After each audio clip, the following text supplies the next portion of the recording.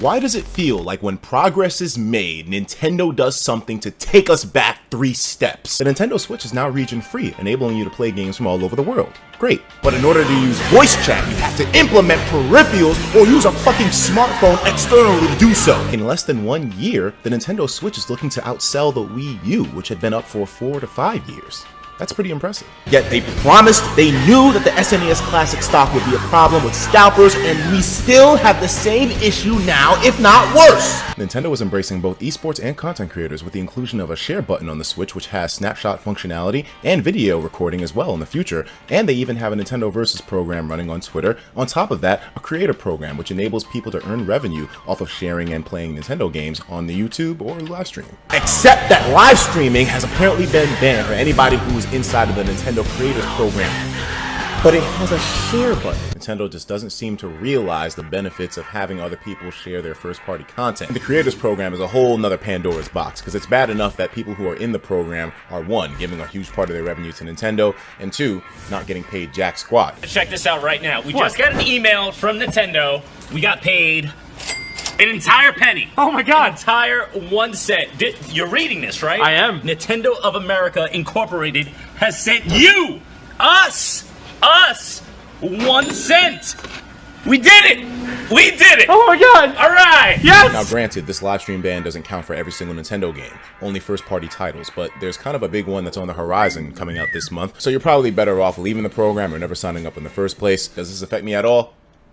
Hell no. Thank God it doesn't. Broadband, by the way, shout outs to them. They got my back. I don't have to worry about any problems with Nintendo revenue or anything thanks to them. But if the day ever does come that they decide to drop me or something just goes south, I'll be fucked in exactly the same way. We presented the content creators generate sales argument so many times over, so I would like to present a new one. Think of live streaming Nintendo, similar to inviting friends over to play a video game with you. Except when your friends are physically there, they can play the game at your house and not have to worry about buying a copy for their own. But when you're watching somebody live stream it, you don't have that opportunity. So wouldn't that influence you more to buy the game in choice? Every time someone streams, just look at it as them having 10,000 people over, but the only thing that they can do is just watch. The fact that some branches of Nintendo have not understood up till now how much this promotes sales is mind-boggling to me, especially in a time where I feel like they would want more sales and want people who are maybe not so much on Nintendo gaming to be influenced enough to actually go out there and purchase themselves a Switch. Sharing through live stream is one of the easiest ways to do that. In terms of reasoning for banning first-party games being streamed by their own content creators in their program,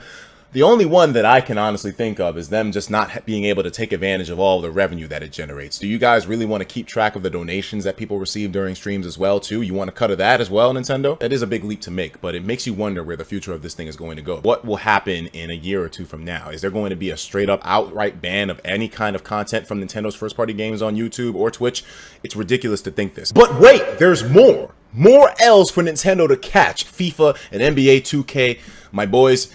This is going to infuriate you if you're new to this information. You cannot play online modes with friends in the Switch versions of these games, but on other consoles like the Xbox and PS4, that's not even a question. What in God's name was the decision making behind this? A fucking fundamental feature that everyone's been using for years in online gaming to simply play with people on their friends list. The fact that the feature is not included on the Switch version is insulting. I would demand a full refund by calling up Nintendo or emailing EA or fucking calling up 2K or whatever and getting my fucking money back. How dare you? I don't mean to sound so entitled and self-righteous, but this is something that hurts me, not even as a sports fan, but just as a Switch console owner. And shame on Nintendo for not actually keeping these guys in check over there either. When they presented a game that doesn't have a fundamental feature like that, which is on every single other console, with no logical reason to be omitted from the Switch version, they should have stopped them cold in their tracks and said, you're not putting a popular sports game on our brand without having the ability to play online with friends. One of the companies responded to the whole thing and said, well,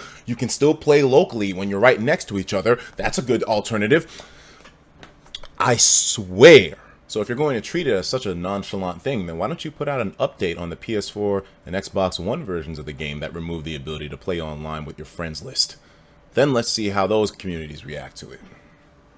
Not to mention the games were already buggy as fuck when they came out as is. We're on a constant teeter-totter with Nintendo in terms of the L's and the W's. Some of these dumb moves that they've made have just knocked them down in so many ways, and I hope to God that 2018 is just a more cleaned up year. They need to have this stuff addressed. They need people to rise up, to speak their discomfort with these decisions, and to let them know their grievances, because otherwise they'll think that this shit is okay. I mean, with all this back and forth news of the Nintendo Switch, man, the best thing to come out of it was the fact that we have a porn now, which is done from the ARMS character Twintel, even though I don't really like her too much, but I mean, that's just because I was devoted to Min until I dropped the game in 2 days after it came out. Twintel. Hey man, I ain't gonna lie, that shit is hot. That shit was a hot scene. I ain't linking to it though. You ain't gonna link no porn on my channel, man, but I'm just saying, man. I don't even know if this counts as Nintendo's win. This might be thanks to Bang Bros. You get you an Oculus, man, you're gonna be seeing Twintel from all angles, baby. My nigga, she'll put them arms to work, if you know what I mean. Oh god. Even myself, as a dedicated Nintendo fanboy, needs to point out that they caught a L within this week. 100%. Thank God they're at least doing a couple of things right, so it doesn't completely put them in the fucking X zone. I'm still a little shocked at the stuff that they managed to fuck up. Hopefully that doesn't happen again. God damn, bro. I know they say you win some and you lose some, but those are some big ones. Oh, you're still here?